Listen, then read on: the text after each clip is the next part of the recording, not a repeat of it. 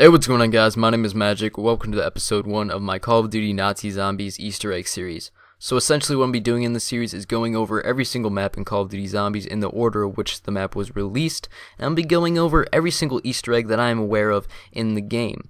However, if I do miss a couple of Easter eggs along the way, do not get mad, because remember, I am only human and I do not know all of the Easter eggs, but I do hope that I do come close or know actually all of the Easter eggs in this game.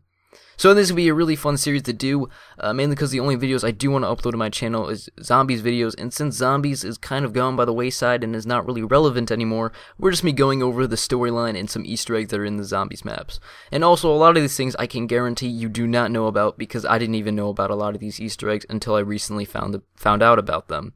So the first map we're doing is Nacht Der Untoten. Now I do want to tell you that Nacht Der Untoten was the first Zombies map to ever be made, so it is the smallest and it does have the least amount of Easter eggs. However, some of the Easter eggs are still cool, but remember, if this video did not really pique your interest and you did not really find the Easter eggs interesting, remember that this is the smallest map with the least amount of Easter eggs, and that the maps just get progressively better until you get into Black Ops 2, in which case, because I really didn't like Black Ops 2, but still, nonetheless, that game still did have Easter eggs, but I think the best Easter eggs did happen in World at War, and they were the creepiest maps, and I really do think you're going to enjoy this series. So let's kick this series off with Nacht Der Untoten. So the first thing I want to point out is the loading screen for Nacht Der Untoten.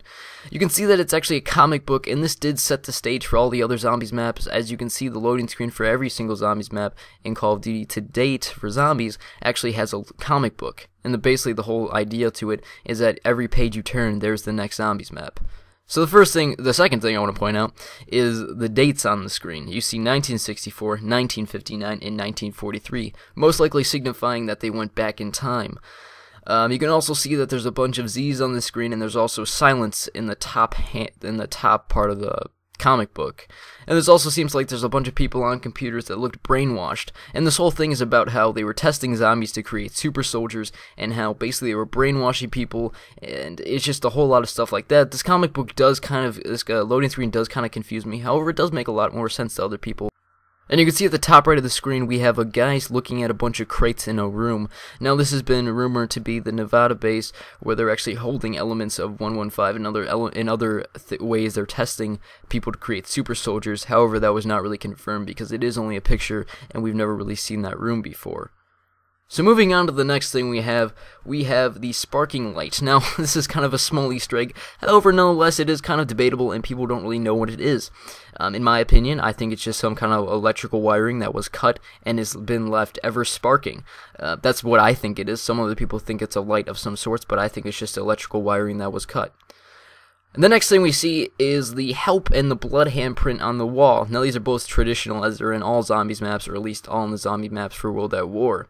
And as you can see, the help on the wall is unfinished, signifying the person writing this was killed or he just got writer's cramp. But hey, it happens to the best of us. Another thing on the map is this radio on this desk over here, and when you knife it, it will begin to play music.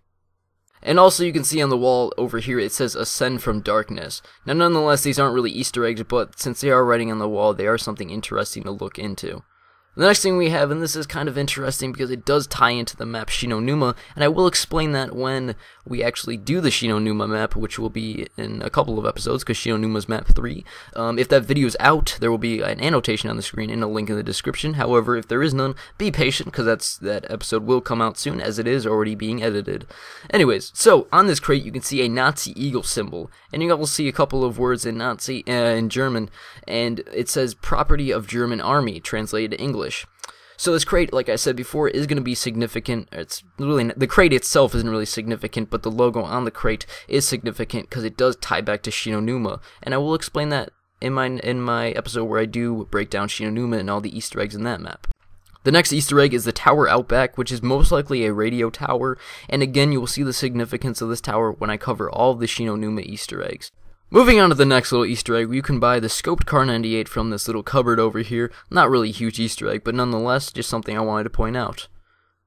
The next thing you can see is that there's multiple red light bulbs on top of the building. Some people say these are types of communication devices that were used to communicate with the Germans at the Shinonuma swamp base.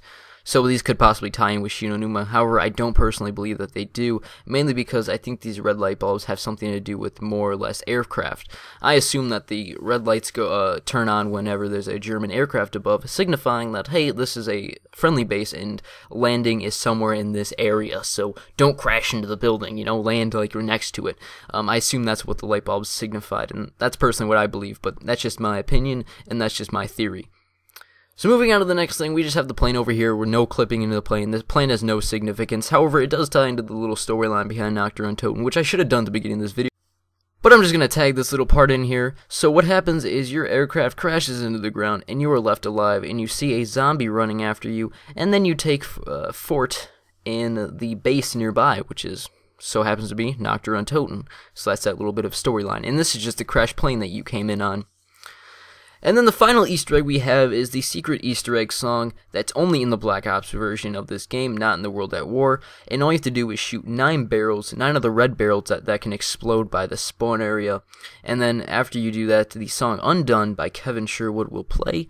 Anyways guys, hopefully you enjoyed the video. If you did, click the like button and subscribe, not done so already. Leave a comment telling me what you think about the video, or leave a comment if you have a question and I will get around to answering it. Also, something to look forward in the next video of this series, I'm going to be doing Verrückt, and then after that Shinonuma, and Shinonuma, like I said, may tie into Nacht Der Untoten. So until next time guys, hopefully you enjoyed. My name is Magic, and I'm out. Peace.